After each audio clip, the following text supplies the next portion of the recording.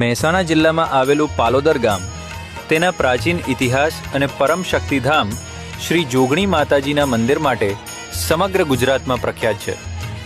ઐતિહાસિક માન્યતા મુજબ આ ગામ સેંકડો વર્ષોથી ધાર્મિક આસ્થાનું કેન્દ્ર રહ્યું છે, જ્યાં જોગણી માતા સાક્ષાત બિરાજમાન હોવાનું મનાય છે.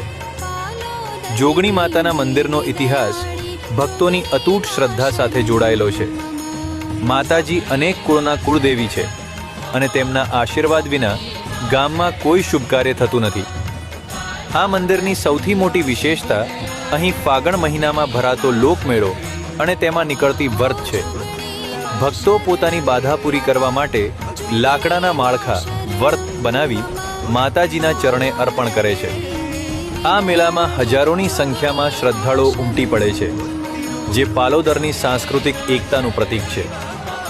આમ પાલોદર ગામ એ ઇતિહાસ, ભક્તિ અને પરંપરાનો અદ્ભુત ત્રિવેણી સંગમ છે.